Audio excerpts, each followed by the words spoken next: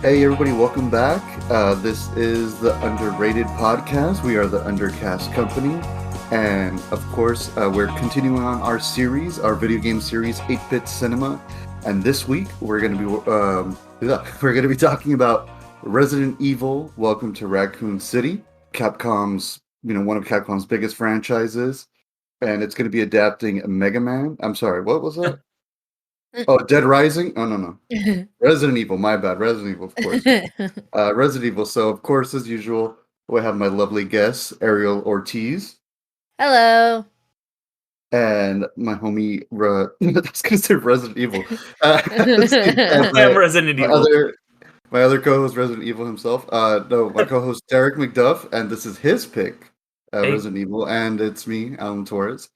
And yeah, we're going to be talking about last year's 2021 Resident Evil, directed and written by Johannes Roberts, starring K.S. Scodelario, Hannah John Kamen, Robbie Amell, Tom Hopper, Avon Jokia. Wow, these names are all funny. Donald Logue and Neil McDonough. So, yeah, I'm gonna throw it off to Derick. This is his pick, and let us out. Yeah. So like I was saying, this was my movie. Well, for my pick for a video game adaptation. I debated a little bit back and forth about what movie I was gonna pick, but ultimately I had actually been wanting to talk about this movie for a while because when I saw it last year, it was absolutely, except for probably Spider-Man, it was the most fun that I had at the theater. This movie, I feel like, whether or not you're a Resident Evil fan, I think you will really enjoy it. It brings Resident Evil back to its kind of survival horror roots. This film, for anybody who's not aware, has nothing to do with the older Resident Evil films. It is completely starting over and is a much more faithful adaptation of the games, specifically Resident Evil 1 and 2. It kind of combines both of their stories, which I feel like is a very smart move because I don't know if there's enough story in either one of them, but they work really well together. They take a place a couple weeks apart in the games, but they just kind of have them overlap in the story, which it kind of simplifies everything. I think this is a really good adaptation of it. Like I mentioned, with it coming back to its horror roots from the action, because the older movies, which I'm not the biggest fan of, some of them are okay, but they just kind of are these don't really have anything to do with Resident Evil. Whereas this one, they're just big action movies, and even the games for a little bit went away from its horror roots, and like 5 and 6 kind of became action games before 7 and Village brought it back to its kind of spooky. What's over there? Did you hear a noise? And it's not post-apocalyptic. But I loved it. Obviously, they clearly had to change some of the characters and stuff around to make it kind of fit. Like we were saying last time with Assassin's Creed, I think that is one of the things that drew some ire from some people. It's like, well, Leon isn't enough of a badass. He's always such a badass. And I get why they had to change him for this, because you have 5 characters who are all in this, and if they're all just ultimate badasses just running around doing everything, you need to have a character who is kind of more of a fish out of water guy, who is kind of the new kid on the block, who doesn't really get everything, that is kind of almost comic relief for everyone to kind of explain things to, or to kind of lighten the mood. I think they really did go that with Leon, and he was definitely, even though he's a completely different character from the Leon from the games, is my favorite character. He was once again my favorite character in the movie. But I just loved all the kind of overall '90s vibes. It was fun. It was cheesy. It was like a little bit scary. It's not like a horror. It's not like, oh my gosh, this movie's terrifying. Don't watch. Like this is a movie that I think pretty much anybody could watch, and it's not going to frighten them, and it'll have some spooky images and stuff. But overall, like all the great video game movies from the '90s, I feel like this is a movie that is just so much fun. And you see it especially with Neil McDonough, who that dude, he is continuing the tradition started by Raul Julia or I guess started by Dennis Hopper, of just like all the ridiculous over the top bad guys just like chewing scenery. it's continued to this day with him and Jim Carrey, and you have what's his name, the Terminator 2, the original Terminator 2 in Double Dragon. There's always just this one bad guy who's over the top and ridiculous, and I think Neil McDonough, just with his kind of like, you were never part of my family, hamming it up, was so much fun. There's some moments in this that I absolutely just adore. Talking about that 90s thing again, I had Crush after I saw this movie stuck in my head on a loop for like a week after seeing this. Just after that scene where it's just such a ridiculous great scene where the thing explodes and the guy on fire is just walking in the lobby and Leon's like, whoa, and he's just like, what the fuck was that? And you could make a compilation of all the times Leon just saying fuck, fuck, fuck in this movie. He delivers it was so great, and he also has that great line. It's like, you got some weird friends. But yeah, this movie, it was just a ball. I was, really interested. I hadn't seen it since I watched it back in the theater last year, so I was really excited to go back, revisit it. For a little bit of history, for me, with my connection with the Resident Evil games, I sort of know them. I'm not a huge fan. I would most knew 4. I knew the plot for these ones because, Alan, you might know. Did you remember the Resident Evil game that was like it was like 0 and 1 and 2 and maybe 3, and it was like the abridged version of it. It was all on rails. It was like a Wii shooter game. I think it's like Umbrella Chronicles, and then there's yeah. I think it's that one. Yeah, because I played Umbrella Chronicles, so I knew the plot vaguely from the first 2 or the first 2 games from that. But yeah, what did you guys think? For me, I thought it was really great in how it very much not just character creation, but also the scenes and the sets were like straight out of the games, and specifically the remakes of the games. So the remake of 1, 2, and 3, which are fairly recent. And I know fairly well because I watched Achievement Hunters playthroughs on them, and definitely recommend their playthroughs of them. And besides the kind of like shifting of the Leon character, which I kind of like, I was texting you guys about it, and like I kind of, once it clicked that, oh, okay, so at least pertaining to the games, Leon kind of takes the character kind of like form of how Chris in Resident Evil 3 is, and then you, or not Chris, Carlos in Resident Evil 3, kind of like in that, even in his design in the remakes is very much looking how Leon it does in this movie. And then Chris kind of taking the kind of like character of Leon, specifically recreating a scene with Leon and Claire on the train at the end is like straight from Resident Evil 2, but it's Leon and Claire. And so kind of like substituting that kind of relationship with that Leon and Claire had in the games with Chris and Claire, which kind of makes more sense. And it didn't click into my head for some reason that, oh, they're brother and sister. Like it just didn't click that, like, oh, they both have the same name and whatever, until, watching this movie. But yeah, going back to the sets, like, oh my gosh, like it was a 1-for-1 recreation of the police station, at least that the first opening 1-for-1 of the entrance of the mansion, like, and it was really awesome that they took iconic cinematic moments from the games, specifically and most notably the turning of the zombie in the mansion, like that's straight out of Resident Evil 1. And then yeah, the truck accident and the guy walking in on fire, that's straight out of Resident Evil 2. And then yeah, them walking into the mansion, and that shot straight out of Resident Evil 1. So it was really awesome to get that kind of sense. The one thing that I kind of missed that I would have loved to like see like things of is because the way that Resident Evil 2 specifically works out is like very much like an escape room of a game, because you're having to go around and try and get all these different things to open up the gate so you could leave.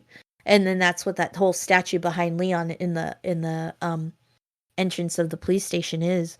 And but I did like that there's like, oh, there's like, this is connected to this, and then of course them hopping on the train, I was like, oh, this is awesome, like just straight out of the game.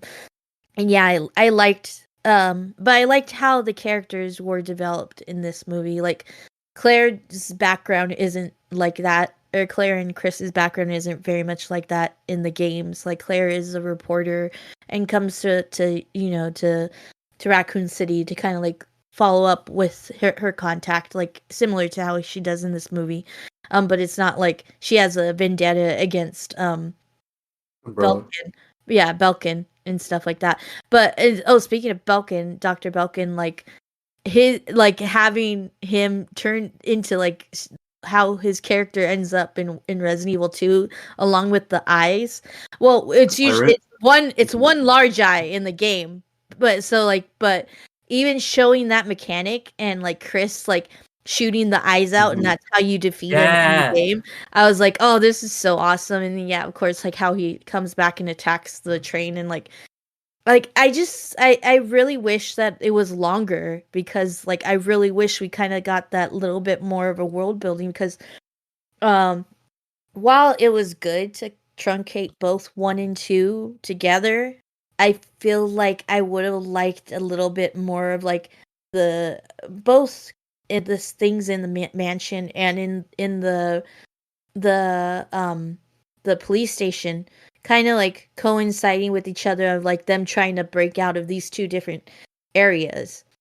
And I feel like that a lot of time was even though I like the actor, I feel like a lot of time was given to the captain cuz the captain in the game into Leon's captain in the game into he dies pretty quickly. And so Donald Logue's character. Donald Logue's character, yeah.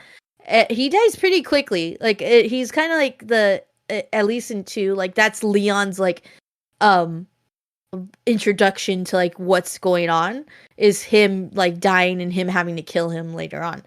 And so like having him and focusing even that little bit with him like running away and then like the the city kind of like being shot down and like him getting in the middle of that, I felt kind of took away too much time that we could have spent in like kind of like this mystery like the escape kind of like room kind of s-ness that the games entail and that happens in the police station and in the mansion. Yeah, I really would have liked that. And like and then also like expanding on the whole Sherry character as well, because Sherry plays a very important part in the Resident Evil lore and stuff like that. And so and then her mother too, like her mother is supposed to be a doctor as well. And so it's very much like, oh, we kind of miss all that. And like it was good that like that it was shorter, like it didn't like it didn't have any like long like oh this could have been cut, but still I would have liked a little bit more. And that's my only complaint, along with like I understand, like I get what you're saying, Derick, about Leon and like needing that kind of like little like kind of like comedic relief, which Carlos in 3 kind of is. But yeah. Oh, one more thing, sorry. I loved all of the little references to like little things like the Jill sandwich, because that's one of the things that in Resident Evil 1 is like whenever Jill gets like trampled or caught in a trap and stuff like that, it's like, oh, looks like it's a Jill sandwich. And it's because she's like literally squished. So in the diner, so in the she diner, almost got hurt. So like they picked her up or something. It was like, you almost were a Jill sandwich. Yeah, like that was the whole cheese of the first one. Yeah. Yeah. So like the whole like in the diner, like her like this is Jill's sandwich and stuff like that had me busting up laughing. But I liked her as a character. I mean, definitely a step up from the original like Mila Jovovich characters. Movies where she hardly is a character, and in this one, like, okay, you see, like, yeah, she's like just like she is the top of her, of her squadron and stuff like that, but she's just so natural at it that she doesn't need to do much. And so yeah. And then another interesting change was Wesker's character, because Wesker is supposed to be actually a scientist and works like along with Belkin and stuff like that. He was like, if we were going back to the old movies, he's the big bad of the old movies in the Mhm. first one. Oh, He it's was played by Wesker. Specifically. Jason He's Momoa a and then somebody legend. else. Oh yeah, yeah.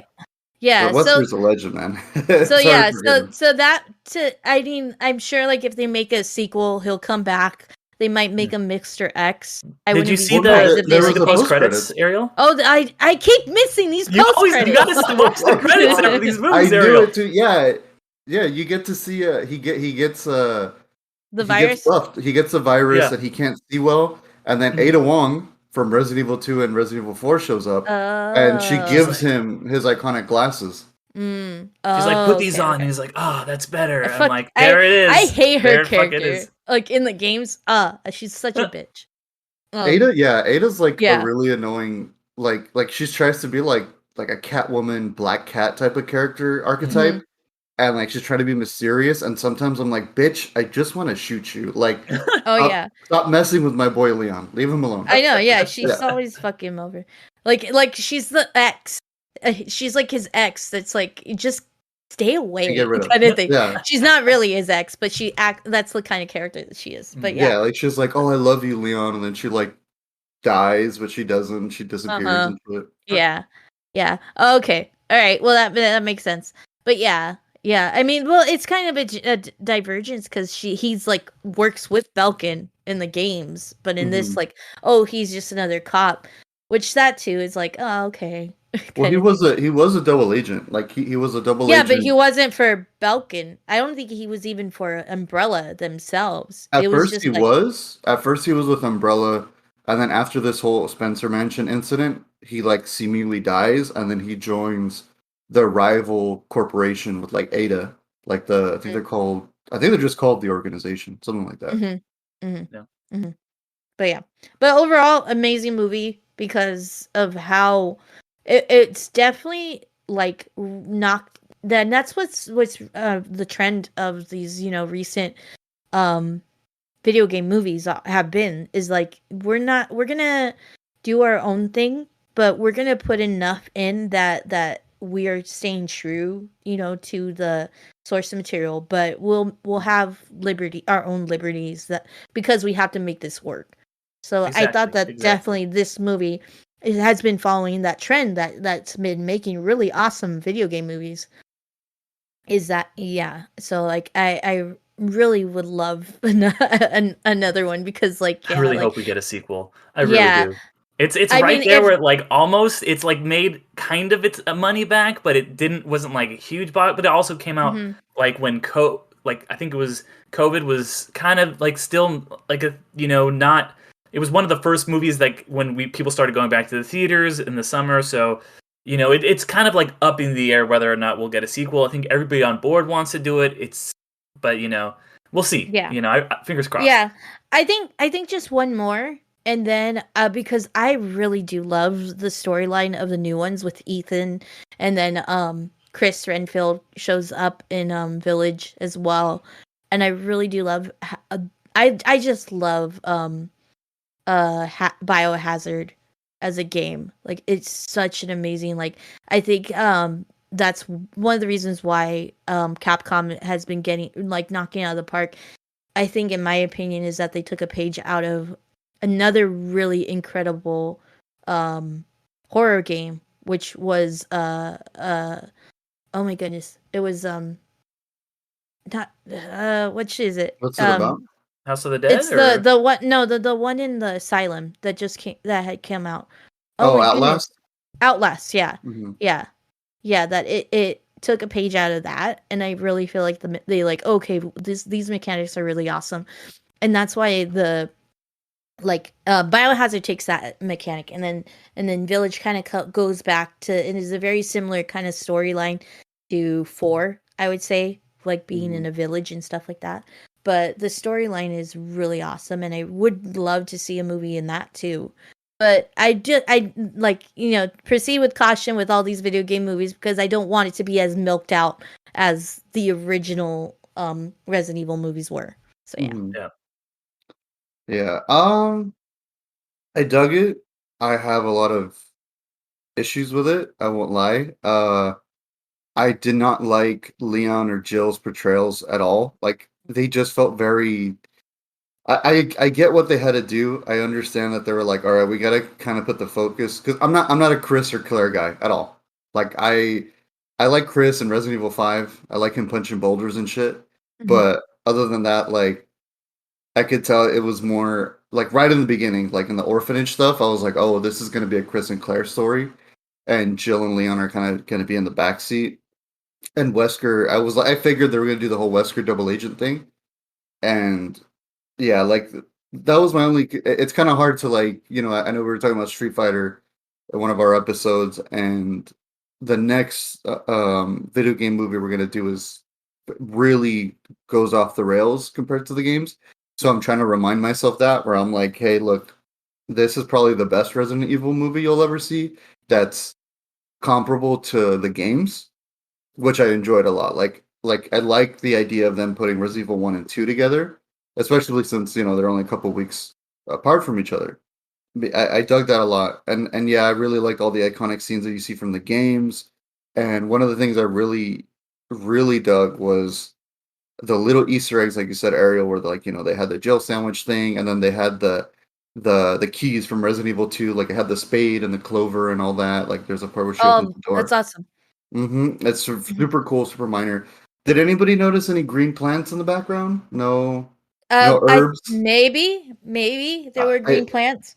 It was one of those. It's kind of hard to like look out for because it's just a plant. So you're Mhm. kind of like, is that a green herb? Is that a red herb? Mhm. Blue herb? Hmm. Yeah.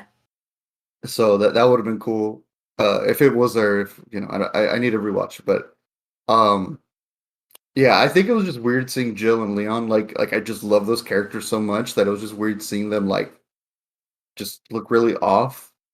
So yeah, like Leon, I just didn't like how he was kind of like this dumbass. Like he was I kind of know. just I like I was like, come on, man. Like I know Leon's a bit ditzy, like he's kind of a ditzy dude, and he's kind of like, what's going on? But I think But he comes in as like a captain. He's like a transfer. Like he is a transfer in this. But I think like he comes in like having already like reached like almost detective level in the games at least. Like he's already like he no, doesn't and come ashamed and stuff like that or like no, with yeah, daddy's money and stuff.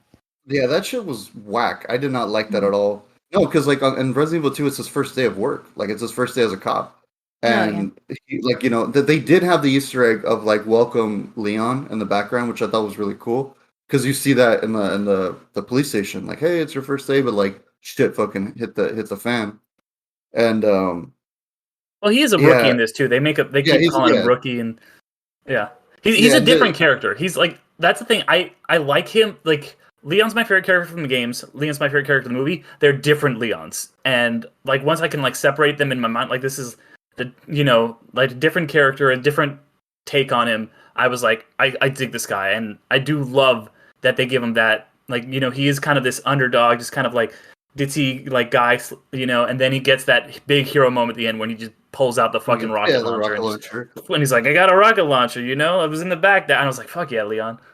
Yeah, that's Yeah. pretty cool. Like it was like an homage to like at the end of Resident Evil 2 when he like you're fighting Mr. X, which it would have been cool to have Mr. X in this one, but it makes sense why. So I was like, okay, that'll they had the Tyrant. At least they had Tyrant, and I was like fine with that. Um I don't know, Jill just felt so like off. Like there's like I'll go as far and say that the Jill from the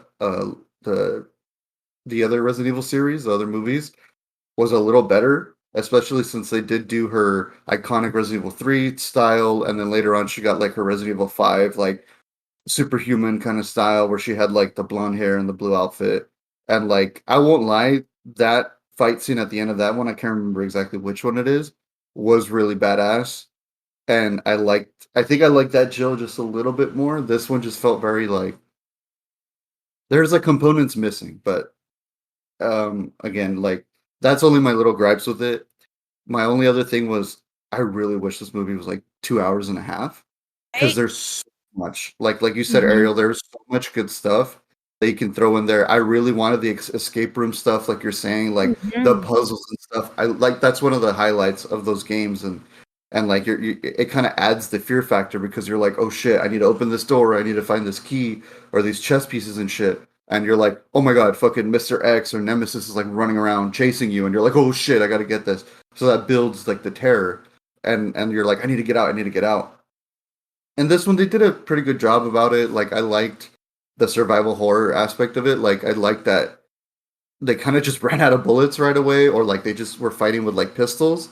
And I was like, yeah, then cool. the usage of the knife too Yes, I by like that. Chris like using it. I was like, oh, that's like so out of like the Hell like yeah. yeah. I absolutely love that. That was the shit because yeah, because sometimes they get on you and like you have the knife to get them off you. I think in Resident Evil 4 they do it too. The new remakes, they kind of make it like you lose your knife and that's it. And that was kind of cool that like Chris used it and he's like, all right, that's it. I got no more knife. We're done. I gotta fucking figure it out. So they did that really well. I really dug that.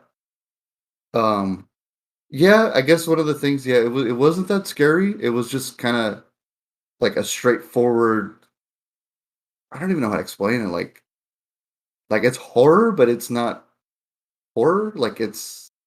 I guess it's just it's a video game adaptation. I guess that's the best way to say it. Like yeah, you could show anybody. I don't think they'll be too freaked out. The visuals were pretty good. I think they were trying to go with this like aesthetic of like making the monsters and the zombies and the Cerberus dogs look like the games. Like I feel like they took like the CGI from the games in a way, and they were trying to kind of recapture that, which looked good. Like I know they used a lot of the budget on like the liquor and on the final tyrant boss fight because those look great. Yeah. I kind of wish with just the zombies they just used practical like blood. Like there's times where like the zombies were kind of like oozing blood and it just looked easily CGI and fake. And I was like, why? You could have just gone to the dollar store and got some like fake blood.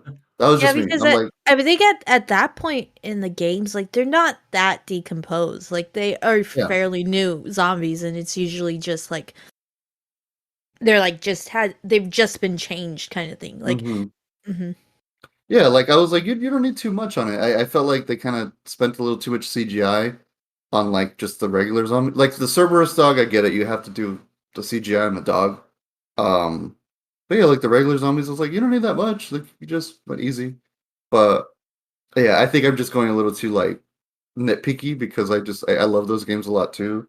I haven't played 6 through 8 yet. I played 1 through 5, and I really like the whole scariness of it. I think it just needed to be a little longer, and it just needed those like escape room elements and the puzzle stuff. And I really though did enjoy of them finding lore and explaining to the audience like, oh, this is happening this way and this is this kind of thing. Like they're watching that the film reel, and I was like, yeah, makes sense. You know, some of the games you find a VHS tape or you find a floppy disk or something like that, and that's how you get more story. So I was like, all hmm right, that's really cool.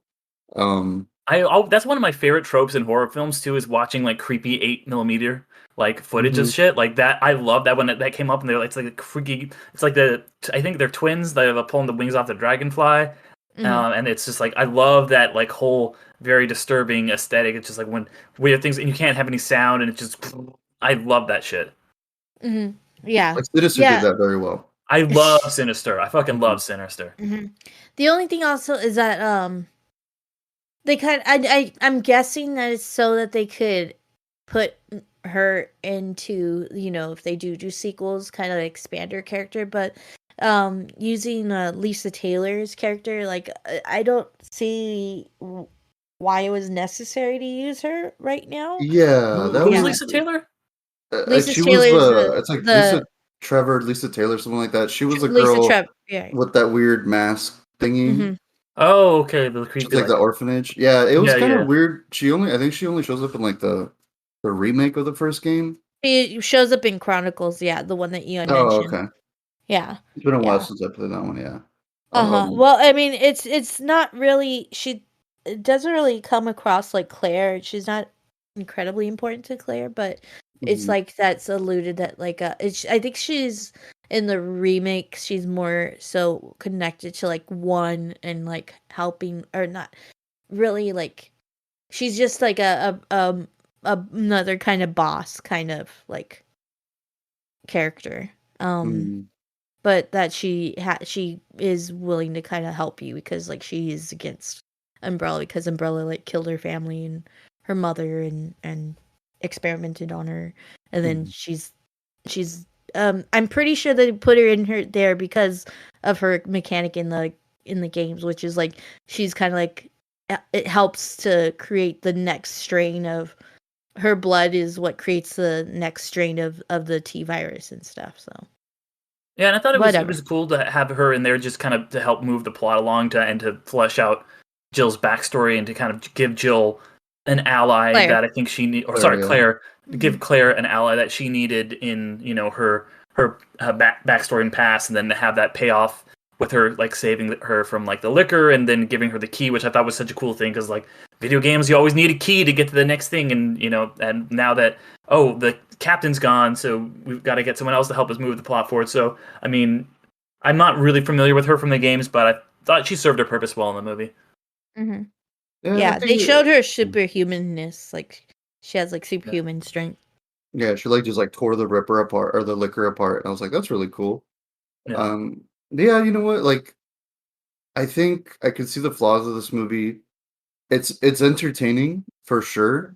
I Mhm. do feel like they took because like I kind of stopped watching it at the 40-minute mark, and I noticed that like that's right when they get into the mansion, and I feel like they spent like 40 minutes just introducing all the characters, introducing them like all kind of coming together and world building a little bit, and then I realized, holy shit, there's like an hour left. So they're gonna like really pack in all the mansion and police department stuff, and then a little bit of the lab stuff. So yeah, I think it just needed like another 40 minutes. Like a 2 hour and 20, 2 hour 20, 2 hour and 30-minute movie would have been like really perfect, I think. I think because this is like a good condensed version of the first two games. So if you're kind of interested in it, you can kind of watch this and be like, all right, I get it. Like they kind of move along a lot faster because obviously when you play the games, you fight the bosses. It takes longer than a couple minutes. You're like, oh shit, I gotta fight this, I gotta fight that, blah blah blah. So they really condensed all that stuff down. So yeah, I dug it. I think it was pretty good. It's still kind of sitting in my mind a little bit, especially since recently I just started playing 7 Biohazard, and I think it's just like because you play it slowly. You play those games slowly, and you're a little scared and you're a little afraid, and you're like, oh shit, I gotta take my time with it, find these clues. So like just seeing everything happen so fast, you're kind of just like, I guess for me as somebody who's like played them, you kind of feel this like, whoa, like slow down, like let me take in the sights, let me like enjoy this kind of thing. So Yeah. You know what another like small thing that would have been awesome to add because it's such a significant like moment in the games was just to have a little bit more of a chase in the underground like gate work. That's very yeah. iconic to me Hmm. of fighting not Nemesis, right? Is the doctor? No, What he's or just he's no. just he's just William Birkin. He's a Oh, tyrant. okay. Yeah, Tyrant, there we go. Hmm. And having him like like kind of like chasing you through like we kind of got that a little bit um but it was yeah like you said it was that part was like really quickly resolved like he got Hmm. shot and killed like or his first form got killed really quickly and it would have been awesome to like and then add more suspense on that like they're trying to hide and like he first like it's Chris kind of like bumping and then like Claire comes in and like but they get overtaken and then they have to like kind of like run around and like trying to find their way while they're still getting chased and then finally take them out the first Yeah, I form think you that could say. you kind of save the chase for you don't want it to be repetitive, so you save the big like final showdown, so you kind of dispatch them relatively quickly at first. I don't know. I think I get what you guys are saying about you wish there was more because I feel like that is kind of one of the common things about these video game movies is that game fans are like, oh well, because there was so much stuff in the games like why didn't you put this mode in, why didn't you and it's going to be impossible to put every moment in to please everybody. So I think that is one of the hurdles these adaptations face. For me, I liked that it was a relatively short movie because they the pace of the movie I felt like was really good. It just moved at a clip. I don't think I'm glad they don't like really spend too much time anywhere, and I think it works really well because of that ticking clock element that the movie has, which I don't think are in any of the games. But this being set in the one night and being like, okay, we at least in 3, there's a ticking clock. Like okay, so I guess they did it for that. Yeah, because 3 is the night that that the bomb is supposed to happen. Yeah. Okay, but so I do really like that and how it kind of keeps reminding you here's the time, and it just kind of builds up and builds and builds, and I really like that pacing and that it is very fast, and I don't think it would have worked if I was happy, I was fun, and I didn't want it to be just like this overlong movie. I was like, this is a cool way to spend an hour and a half, and then when you get to the end and it's like, oh my god, it's like 5:55, we've got to fucking go now. And then, which he's like, fuck. And then it just turns to like 6 o'clock in the morning and everything starts going crazy. That was such a cool climax for me. I do think it did end a little bit abruptly. That might be my only complaint. They just kind of like walk out and it's like, okay, they won. But then I'm like, well, what else would you say there? You don't need 3 Lord of the Rings endings. I'm like, all right, cool. We wrap this up. And then we can, tie off any loose ends in that post or mid-credit scene, I guess technically it was. Where you have, Wesker and Ada Wong, and they're like, okay, we're going to set this up for the sequel. So all that really worked well for me. Yeah, I could totally see it being like a little trilogy. I think the next one they can totally do like Resident Evil 3. Because they didn't really destroy the town, it was kind of more like they destroyed the mansion, right?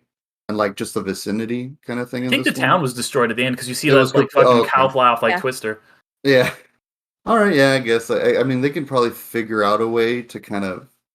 I think they shouldn't have destroyed the town right away. I think maybe they should have just like tried destroying the mansion, because they could have easily done like a version of 3 with the same kind of time crunch, and they could have introduced the stalking with Nemesis in that way, where they could have made that one a little bit more suspenseful, and they had Nemesis chasing you, and then you have the final boss fight, with Nemesis at the lab. Could have been a good big sequel there. I don't know, maybe they might go with that, and then save, the third movie as like Resident Evil 5 in a way, where you have like the buffed up Wesker, super powerful Wesker and Jill and stuff. And they could have still maybe set it in Africa. I don't know. I'm already like thinking of ideas for it. But yeah, no, I dug it. I think it just needed to sit for me for a little bit, because like I said, it's really it's kind of how like we were talking about Assassin's Creed, and we actually talked to a friend of ours last night, and we brought it up to him. We're like, hey, Assassin's Creed, and he immediately was like, oh, fuck that, I didn't like that, whatever. And he kind of alluded to the same thing, where he was kind of like, it's just they did this and they did this weird, and it was too rushed or whatever. So I think it's one of those things when you go into video game movies, you kind of have to take that out of your mind and remember that you're not playing the game, you're not going at your own pace, you're going at a pace that's good for the audience, because they're both two different ways of storytelling. And while video games have mechanics and cutscenes and that, especially with the Resident Evil games, they build lore on you exploring and you find stuff, and you have the film, or exactly, stuff like that. Well, in a movie, you kind of have to remember you're not doing that. The characters are doing that for you on screen. So I think for a Resident Evil fan, it's solid. It's a solid, compact version of the first 2 games. As a regular moviegoer, I think it's pretty enjoyable. I think a regular moviegoer would definitely enjoy it, because you kind of get everything thrown at you right away, and you're like, all right, cool, set to go. And then that final hour is just all the good shit, in a blender, just thrown at you, and you're like, cool, I got everything I wanted, kind of thing. Yeah, absolutely. And I think for me, like I was kind of in the perfect position of being a casual Resident Evil fan, where I know these characters, I know a lot of the lore, but I'm not super invested in it. And if they don't have particular things, I'm not going to mind. So I was definitely probably the perfect person to watch this movie, and just have a great time with it. Yeah. I really do wish, because I like watching these movies that we do with my girlfriend, because she's a very, very casual moviegoer. She's not like a big time nerd like me. So I'm kind of like explaining stuff to her. and I kind of like when she's there because she has a good input, and Mhm. she's like I said, like she's very casual in the sense. So when she sees it, she'll kind of have more of like a different outlook on it. Unfortunately, she wasn't around to watch it. I was like, oh shit, I gotta watch it today. But yeah, like I kind of want to know what the average moviegoer thought about it because like everyone who I've asked that's seen it or saw it before me, they've all played the games. So it's kind of like, ah, shit, you don't really get like that other outlook on it kind of thing. So Yeah. I think it's a good casual like horror movie. I think it's a good fun one. Yeah, It's Mhm. definitely exactly. Yeah. That entertaining. like I like that it does kind of have that cheesy kind of horror, but like it's kind of fun, like a lot like the with the stuff like the Jill sandwich and all these kind of like cheesy, jokey things that the early games had. That this really feels like it's replicating, and I'm really glad that we've gotten to a point now, and Resident Evil is such a good example of it, where studios are not afraid to actually like adapt the games directly. Like it felt like in the past they were like, okay, we'll just make this thing and we'll call it Resident Evil, and we'll have zombies and maybe some of the characters, but it's not going to be basically the Resident Evil games. We're just going to fucking do whatever. But now it feels like studios are starting to respect the games and the plots of the games and actually give them a proper treatment. Would you guys agree with that?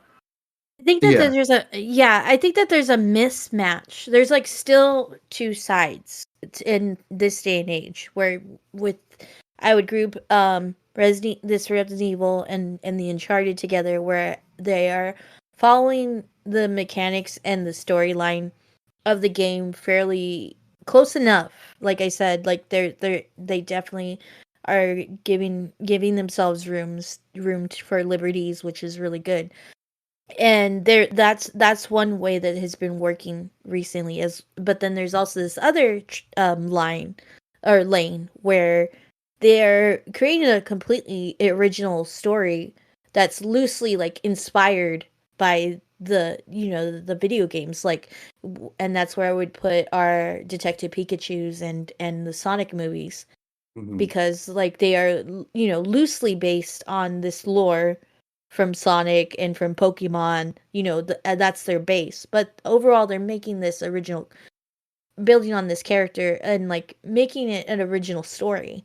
And so I think that both these lanes are succeeding. Like I think, I mean, I know that critically it wasn't great, but who cares about Hmm. critics? But Uncharted like has a 90% audience score, and we'll I hopefully mean, I get care about another critics a sequel. little bit, but yeah, they're often wrong. Yeah. Yeah, but the way that they're judged anyway, that then they're Yeah. calculated and stuff like that. Um, but yeah, so and then of course Sonic has been such a popular series. And I think overall, like it's a good sign for Resident Evil that me and like Alan and other people who have played the games, we just want more, and that's a really Hmm. good sign. Like it's better to want more than less. So, Yeah, yeah, mhm. absolutely. And I, oh, go ahead, Alan. oh no, I was just gonna kind of tie off too. Is like I think studios are still learning the formula because Hmm. I think studios kind of figured out the comic book formula a little bit nowadays. Like I feel like Mhm. Marvel's doing a really good job, um, kind of figuring that stuff out. DC has. I Yeah. love DC. I love all the DC movies, but I Sorry. understand that some of them aren't exactly the best for everybody. But I feel like Marvel figured out the formula, and I think it's gonna be a while. I think Sonic kind of figured it out now for video games, for video game movies. So I think we're in those stages of like studios are getting it. They're gonna figure it out. They might Hmm. have another big franchise. Maybe if Sega's like, you know what, we're gonna adapt more of our video games into movies. Because Sure. the beginning of Sonic 2, they had the big old Sega fucking like Hmm. logo thing like the Marvel and DC movies have. So I was like, oh, maybe they got something, and maybe Capcom and Nintendo. We don't know what's going to happen with Super Mario Brothers movie that's coming out with Chris Pratt. Maybe they got something in line for it. Maybe they have a formula that they're going to do where they're like, we're going to go CGI and kind of go that into the Spider Verse kind of way. And Sonic 2 is killing it right now at the box office. It's obviously one of the best video game movies. So I'm just hoping that the formula is being solved for video game movies, and I have a very optimistic view of it happening because I think this Resident Evil was a good sampler, was a good like we're getting it. We're not Yeah. 100%, but we're getting it kind of thing. Mm-hmm. Yeah. Yeah, I think that's absolutely right because I wrote a piece for this whole 8-bit cinema series that we're doing, and I was doing a lot of research on like how video game movies are like perceived, and I have this graph that I put in there, and it was just like the scores that Rotten Tomato scores for video game movies going back from like anything with at least 20 reviews and was released theatrically, and there's been 49, and the first 40 they all got Rotten scores. But since then, the last 9, 5 of the 9 have gotten have gotten fresh, quote unquote, fresh reviews. We just had also last year the first one to get a quote unquote certified fresh was at least 75% positive reviews. So the way that I think Which it one was is. that one? That was Werewolves Within, which is really good. It was Okay. one that I really considered doing for this. That one is a very, very loose adaptation of the game, which is just like a VR werewolf game. But it's a cool movie. It's basically Clue, but for video games instead. But I think that it's like okay, people are starting to really respect video game movies and not like out of hand be like it's a video game movie, it's bad, because that was Mhm. the narrative for so long. It's just like okay, this is not going to be good. It's a video game movie. Fuck it. And over the past few years, that started to change, and they have started to get better. And as their reputation gets better, they attract better talent. And as they attract better talent, their reputation gets better, and it's a circular thing, and it goes and goes and goes. Absolutely. And also too, um, people are kind of delving into like video game television as well. Like Yeah. now it's a little bit. Well, I know the Halo show's not doing too hot, and there's Castlevania, which I feel is one of the absolute best video game adaptations. Yeah, we talk Um, about it on our episode. You can check it out on Absolutely, Gateway Episodes, which a is out shameless plug. last week. Yeah. But yeah, no, and there's so much hype for. I'm not a Last of Us guy. I'm not one of the 90% that love that shit. I'm not a fan. You It's not for me. you But travesty. no, I don't care. It's not for me. I didn't dig the games, especially the first one. I was like, this ain't my shit. But I respect that like it has such a huge following. I know the second game is very controversial, but it looks like it's HBO, right? That's doing Yeah. the show. Yeah. Mhm. Yeah. That they're getting a lot No. of like Yeah, it looks amazing. Like oh just yeah. It looks yeah, like straight out of the video game. Mhm. because it's Pedro Pascal, right? Our boy. Yeah. Yeah, Mhm. which is canonically correct. While the voice actor and the actor in the games is Troy Baker, amazing, amazing voice actor and performer. It's set in Texas, and so it's very much like like it's kind of, and he's a darker Texan, so it's very much implied that they're Tejanos. So yeah, Yeah. like so it's really awesome that Pedro Pascal, and then also our other Tejano Mexican American of Robbie Reyes from of Ghost Rider fame, but his name's Gabriel Luna. I love that guy. Yeah, he's gonna be Joel's brother, and that's one's awesome. And then we have the girl, the awesome queen, one of the queens of the North from Game of Thrones, who took down Ice Troll. She's gonna be Ellie, and so that's pretty cool too. Oh, Arya Stark. What's her name? No, not Arya Stark. No, the other queen, the child queen, the one that took down what's her name? I can't remember her name or her character. I've only read the book, so I'm not super caught up on something past that. But yeah, but she was a badass character in Game of Thrones, so it was really awesome that she's gonna be playing Ellie. Nice. But yeah. I'm very excited for it, and it's looking pretty good, and it definitely has. Like, it has Neil Druckmann, who is the writer of Last of Us, like, writing for the show, essentially helping to write for the show. So I'm very confident in that series and hope it's pretty good, and hope it turns your opinion on the story, Alan. Oh no, I might give it a watch, but I just didn't like the game. I thought it was boring.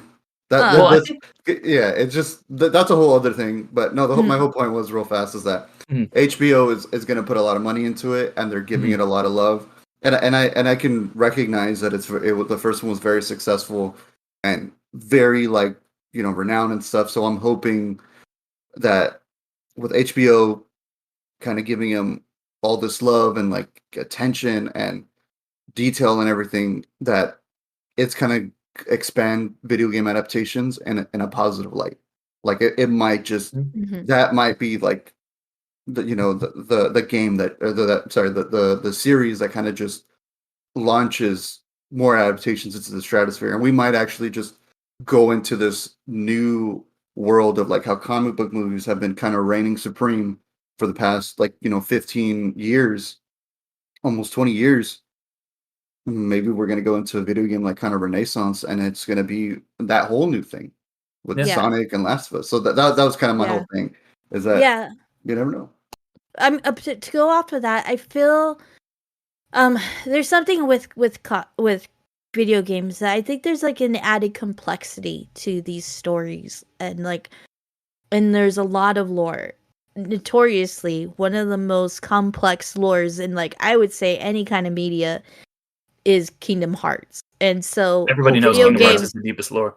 Holy shit! Yeah. video games like can have this incredibly deep lore, and I think that is a barrier that has kind of like deterred, either, movies or television that are based on video games, because of how like complex it is, and how when a fan, then that's why fans are so dedicated to it, because they have to be dedicated to this lore to understand things. Like, I mean, we talked about in the Assassin's Creed episode, like, there, how much, at least for me, like, the lore is so important. And so I think Last of Us is a lot more easier, yeah, barrier to jump over, because it is very much like tied into that post-apocalypse. There's zombies, zombie-esque. I won't call them zombies. They're not zombies. They're infected. But yeah, there's like that kind of tie, and things that are common, like, have become common knowledge in pop culture, and to the to the normal viewer. So it'll probably be a little bit more easily digestible. Halo was kind of like a long shot, even when it was announced, because Halo has such deep lore, Mm-hmm. and I know that Master Chief is such a beloved character, mainly because he is like the representation of Xbox, because Halo was essentially is regarded as the original Xbox game, and He's so what it for was, Halo, or he's for what for Xbox is what Mario is for like Nintendo, you know? yeah, or Yeah, Sonic for absolutely. Sega, yeah, Yeah, Mm-hmm. yeah, yeah, yeah. So to even have an actor play him, because you never see, yeah. canonically, you never see Master He needs to Chief's put on his face. fucking So mask. so It's so it pisses it's me off. just like essentially that, like, Halo is very complex story, and that's why, like, famously, Rooster Teeth just made their own story out of using Halo, with the Red versus Blue, which is, it in itself also gets complex too. Yeah. But Well, yeah, like, I think that's like finding stories, and like we said, like I said, those two lanes um of adapting these complex stories, I think, are the gateway into like being able to launch this, this kind of like renaissance, hopefully, of video game media. Mm-hmm. yeah. And then, to kind of building off what you guys were both saying about, having so much lore in the games, this is something that me and Alan discussed when we were talking about video game TV shows. And one of the advantages they have over movies Mhm. is, with a TV show, you have so many more hours. You don't have just 90 minutes to 3 hours. where you have like an entire season to devote to establishing all these characters, giving all this like. Because if you watch like Warcraft, that's a long movie, but it still barely scratches the surface of all of this. And if you have something that is like more complex, and you need to do all this world building, then a show is like Last of Us. I think Last of Us, don't think would be a great movie adaptation, but I think that it's perfect for a TV show. Yeah, so there was one other show that I wanted to speaking of shows. There's one other video game show that I've been getting into recently, that has a lot of really great Easter eggs. It brings all the stuff back, and it's also just kind of a fun show, and it really surprised me how good it was. Have you guys seen the Netflix Carmen Sandiego show? Oh yeah, It's so fucking good. Yes, it's like I was not expecting it to be that good. Oh yeah, no, it's been one of my favorite Netflix series ever. Like, man, I've been sleeping on it. It's fucking incredible. Yeah, I have a cosplay of her already, of that Carmen Sandiego. I love so yeah, Carmen Sandiego kind of technically was a video game. It was the educator. It was a video game. I used to play the shit out of that game back in the day. I know, but the character of Carmen Sandiego, I consider myself a somewhat Carmen Sandiego historian because I grew up with Carmen Sandiego. But yeah, Carmen Sandiego started off as a video game, but then you also had the show. You also had the 90s cartoon, two different 90s cartoons. There was Where in the World of Carmen Sandiego, and then Where in Time is Carmen Sandiego. And very much like technically she is a video game, but I would say also like a game kind of like character too, because like that trivia show is I love that show. And that's, I think, she's one of the early breakout like video game characters that you don't even think. It's like Pokemon, how it's like, there's like the Pokemon show, and it's this huge multimedia franchise. And but technically, they were cards first. No, it was a game first. They were a game. It was a game first. Okay. But that's the thing. Like, it's both with Carmen Sandiego and Pokemon. They've both blown up so much that they don't even really get thought of as game characters. Whereas that's what they are. And I think we are going to be getting to the point where maybe, like you guys said, if we do enter this renaissance, there are going to be things that just kind of blow up and become bigger than. I think Lara Croft was maybe like that for a second in the 90s, where like people were like, oh, Angelina Jolie is Lara Croft, and then the games kind of got a little bit better, and they've been rebooted now in the movies. But I think that you can have these characters become these breakout multimedia things that you can trace their roots back to video games. Is there any series of video games that you guys think it's just too lore heavy that you're like, I don't think they can do it justice in like television or film wise? Yeah, no, they can never do Kingdom Hearts. They can never do Kingdom Hearts. There's never people who play Kingdom Hearts don't know what Kingdom Hearts is. It's that's the ultimate no way, no, you can never do anything like that. If like 25 games can't do it, you can't do it in a movie or a video or a TV show, unless you want to go like super basic, which I don't think the hardcore fans, which there are hardcore fans, will like. But let's see, man, video game wise, like I said, I think it would actually be possible as a Metroid series. I would love to see a Metroid series. That would actually be really cool. Yeah. That'd be down. But I don't know. Like, I think Earth, it's the games that don't really have lore, which would be, but they're like well known. Like Earthbound, I know has a little bit of lore, but it's not too grounded. Another one that would be kind of too complex, and I haven't even gotten through all of my watch through of the story, of just the story. I still have over the course of 3 years, I still have to take breaks and go back and watch it, is Death Stranding. I think, oh god, yeah, that's a lot. I would love to see a series, but they would cut out a lot of that game and just keep it to its basics, which is the basic story of it. And if they Hideo Kojima, you're an awesome video game maker, but yeah, that there's a lot of walking in game that you know, it's acquired taste.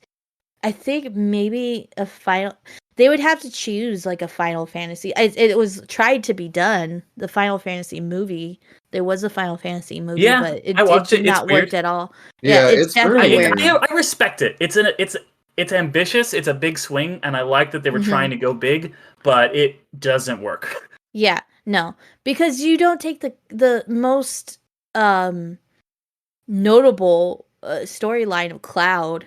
Like they should have. If you're going to make a Final Fantasy movie or series, just go with the Cloud. Just go with Final Fantasy Is it I think VII. what they're doing 7? because Yeah. all the games are different, unconnected stories. Yeah. Yeah. For the most Exactly. part. So they were like, okay, Yeah. we're going to make another different, unconnected story Yeah. that feels like a Final Fantasy. Except they made it sci-fi instead of fantasy. Mhm. Is probably one of my bigger gripes.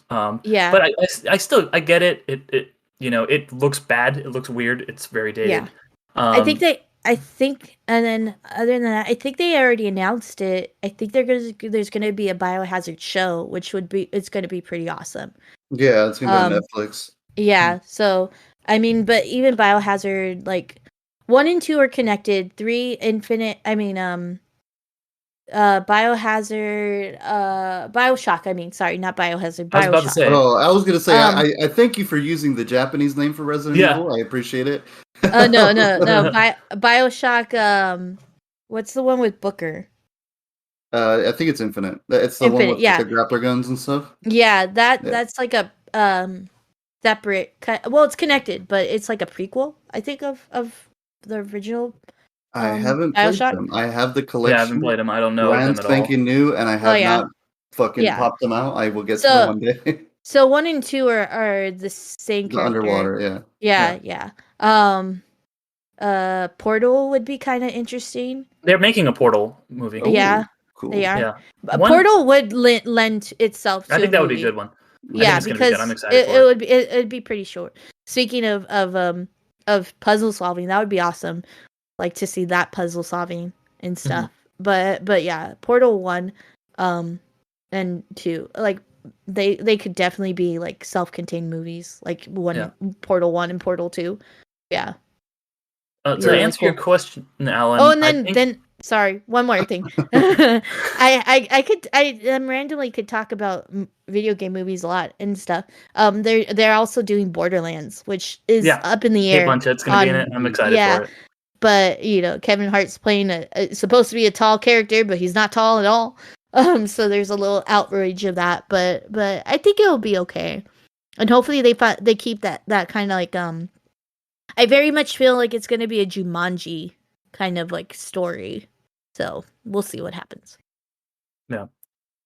But I think the only game that I could really, and it's a game that I never played, but like I know that it has like such a reputation for having the deep lore, and you'll have like fucking like hour-long cutscenes, is Metal Gear. I think that there's probably way too much to adapt. They're making a movie. Have it.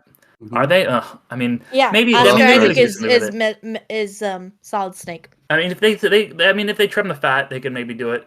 One that if I'm they just worried. stick to one. Yeah, one that I'm worried about though. It's I would be really worried about them making a Zelda show or game. They've made a Zelda show before, and it's bad just because Zelda is so close to my heart, and I love it so much. And I don't know what you do with that because Link is like a silent protagonist and stuff like that, and it's all about, especially the new one's all about like exploration and stuff, and just like grabbing things. It doesn't have every other character just be like, Link, we need to go take down Ganon. Just like that's his dialogue. I would actually be way fucking okay with that. That'd be hilarious just to see it. Just have Link, like that's all he does, just fucking grunts, and I'd be like, yeah, I fuck with it. Oh yeah. I'd love to see it, but I mean, I would be very, very scared, especially after "Excuse Me, Princess." Yeah. No. So because we're on the topic of games and they're so connected to me when I think of games, but Rooster Teeth like actually they did like a few episodes of this Hyrule High that it's mainly Zelda, but it's really cute, and Link doesn't talk. Like he just like goes huh like that, and he's just like is like a just a silent character, and I love the heck out of it, and I really wish that they made more. It was like kind of like on a little like Kablam kind of show that they did like a few episodes on. And so it was like only like I'd say like 8 minute shorts. But that's a good adaptation to take with Zelda. Is just like just go out, kind of like make your own story, like we said with Detective Pikachu and Sonic. I'd be real nervous to see it. That would be the one where I would just be like too protective of it, and I would be like, oh man, I would be a bad fan. I'd be like, oh, I don't. I like it'd be all the people we talked about like with Assassin's Creed and stuff, where I would have a really hard time watching it objectively. Yeah. Well, Yeah, I'll but send it to you and you can see. I think not Zelda. I think Netflix. God, maybe like half a decade ago, I want to say, wanted to do like a Zelda series. I think it was around the same time they had announced Castlevania, mhm. and I don't think anything came out of it. I think they might have canceled the project. I felt like they were probably like, this is too big. It's Zelda. Like it's you can't do it. Yeah, It's so like yeah, the cool thing about Zelda is like each game is like different. It's still Link. It's kind of like mhm. this, I don't know, I don't know explain Zelda, but like I think they could have made their own version of like maybe a talkative Link and something, but I think like they would have to get like the big dudes from Nintendo like Miyamoto and shit and just sit down and be like, how can we do this? Like I think it's just too Mhm. big of a project and too Yeah. lore heavy as well. But Well, I mean, like it's kind of changing now, in that they are creating lore, because the next isn't the next game like connected to Awakening, right?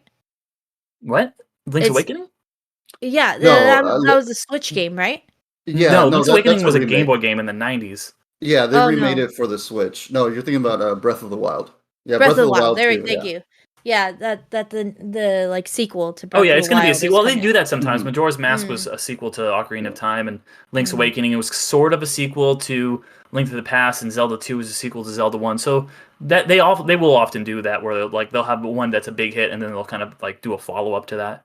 mhm. Yeah, Breath of the Wild was fucking huge. That was That's pretty a much like great one. this new generation's like Ocarina of Time. Mhm. So yeah, I'm not surprised Nintendo's like, yeah, we got to do a second one. It's like Skyrim meets Zelda, but Yeah, God, I love that yeah. game. Though I guess to finish off, my answer Mhm. would probably be Guilty Gear.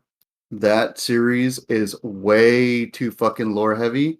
Um, that there's Guilty Gear Strive that's out right now. They just, it has its like you don't even play the story. It's like a 5 hour movie you watch, and then they just released a new it's a fighting game series, and then they just released a new story that I haven't even watched yet because like that's so big and lore heavy, and they just do not give a shit if you haven't played the other games. Like they just don't care. Like they're like, you're seeing this for right now. You're gonna learn it. They have like a glossary in the game and like it's kind of like an encyclopedia of the series and it's so fucking lore heavy and like there's so many terms for god knows so many things. Like I had to go online and this YouTuber called Wooly, shout out to Wooly. He did like a 6 hour series of like the beginning of the Guilty Gear series, like 2000 years before the first game starts, and it is so fucking much. Like I watched it and I was like, fuck man, this is a fighting game. Like why? Like why is it so much? Like Street Fighter and King of Fighters, their stories are pretty straightforward. Guilty Gear's like, you ever heard of the Similarian? Lord of the Rings?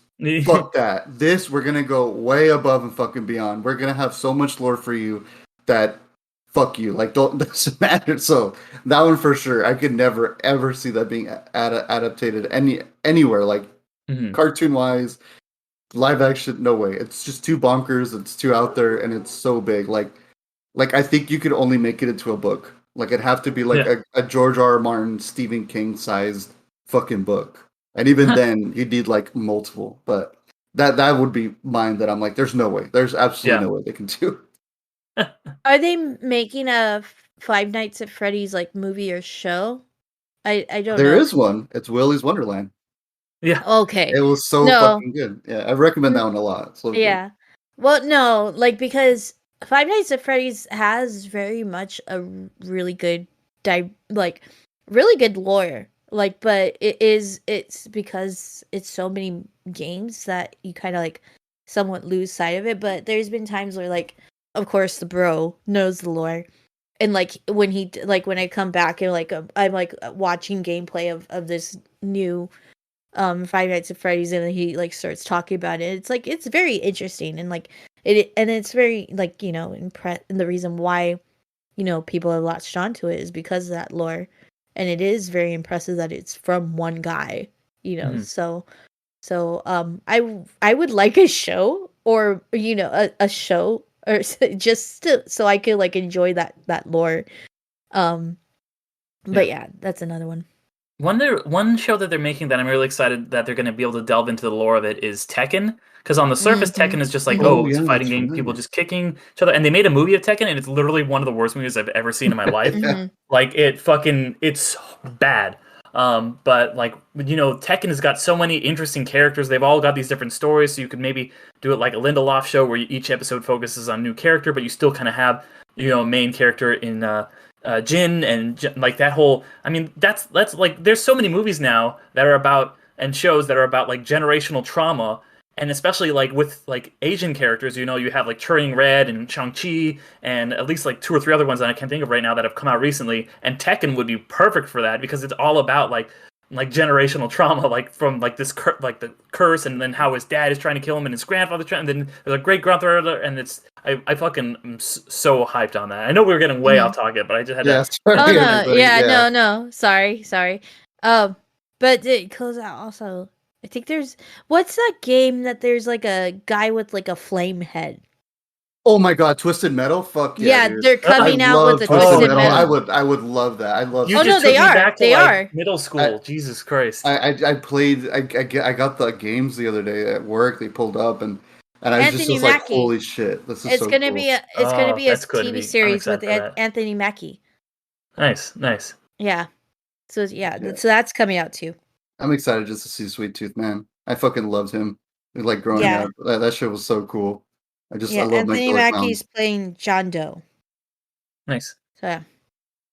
But yeah, well, just to close it out, any final words on Resident Evil? No, definitely. Yeah. I mean, sorry. Go on, Derick. I was just gonna say, I definitely would recommend this movie to pretty much anybody. It's a PG-13 horror movie, so it's not, it's about probably on the level.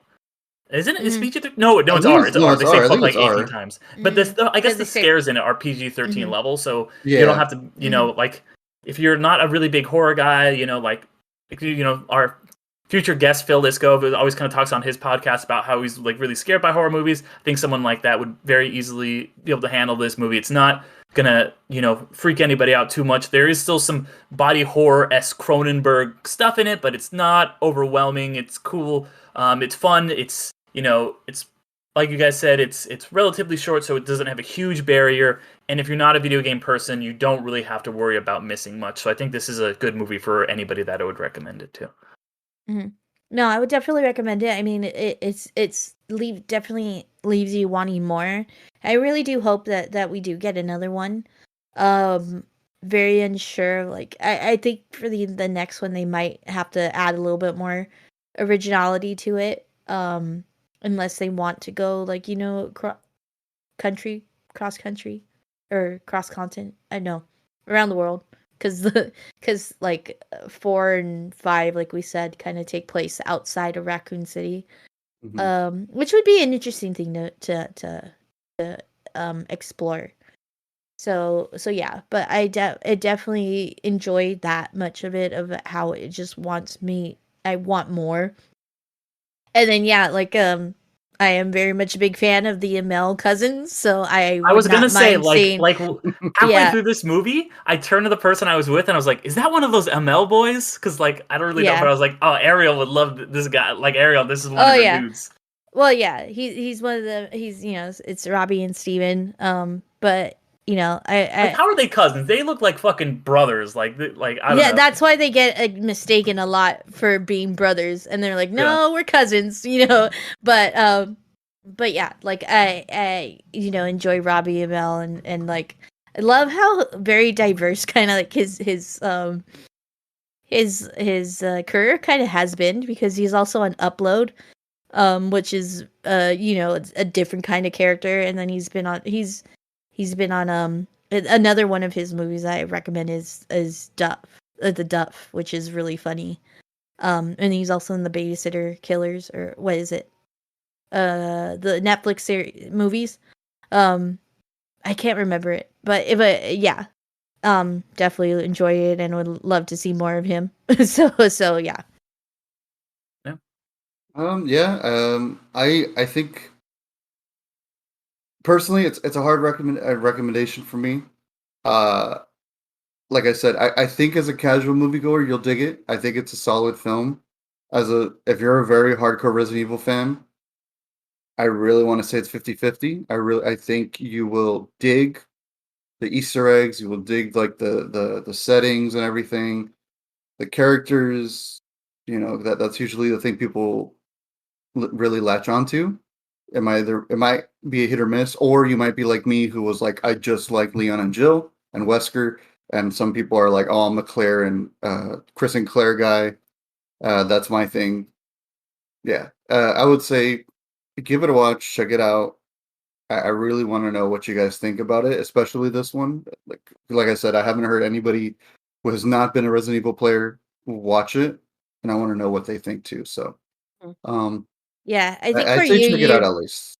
Yeah, I think for you, Alan, you need that next movie to kind of like be bought fully. Yeah, exactly. Yeah. Mm-hmm. All right, and now our plugs for other shows. Go ahead, guys. Yeah, so I have my show of You've Never Seen ? Exclamation point. Like we kind of mentioned earlier, we did our 8-bit cinema contribution to that one as well, with Street Fighter. And it was really fun, very awesome. I love that one. One of our longest episodes. We had JPG as our guest for that one. It turned out really fun, and so go check that one out. And as always, that comes out on the 1st of every month. So yeah. Yep. And then I also do the show Gateway Episodes, which has been on a hiatus. I do it in seasons. It's going to be coming back for season 2, talking about miniseries once we hit 10 patrons. So if you guys want to hear that, you can go ahead, and the first episode's already out for anybody who is a patron. So we'd appreciate it if you guys are able to do that. That's awesome. If not, there is going to be, though, a bonus episode for everybody that's coming out, like I had alluded to, where me and Alan talk about Castlevania as part of the 8-bit cinema that we're doing. I also do a show called Infinity Stones and Dragon Bones, so we're going to be having, I guess the episode will be out by now, we're talking about Doctor Strange and the Multiverse of Madness, and then also Moon Knight. And then I'm on one other show too, Can I Say Something? Me and my buddy Damien. It's kind of just a film show, just very conversational, kind of talking about, usually I think it comes out the same day as this show does. So check that out. Can I Say Something? Gateway Episodes, Infinity Stones and Dragon Bones. And then also I had mentioned I wrote a article for 8-bit Cinema over on Medium. So links to those are going to be in the description. It's just kind of it's called The Fall and Rise of Video Game Films. I had a lot of fun researching that and writing that. So if you guys want to check that out, that'd be awesome. Oh, well, yeah, awesome. Thank you much. Thank you so much, you guys. I really appreciate you guys joining us for this series. We've been having a blast with it. Especially like on the other shows, like everyone else has said. So please go check those out. Please let us know, hit us up on our Instagram, Twitter, Facebook, whatever. I'd like to hear what you guys feel. And I want to know what video game films you guys like. What is it that you enjoy? And also, answer my question I asked earlier. What video game series do you think is just a little too lore heavy or a little too difficult to adapt? And just like that, we're finishing up. And thank you so much again, everybody. We appreciate you guys.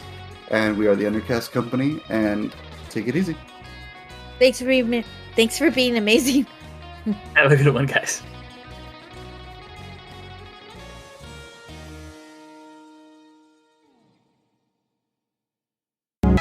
Hey, what's going on? Jill? Is that you, Jill? What happened? Barry, help me, please. The door won't open. Quick! Stay away from the door, Jill. I'm gonna kick this door down. Hurry! This way! Oh, Barry! was too close. You were almost a Jill sandwich.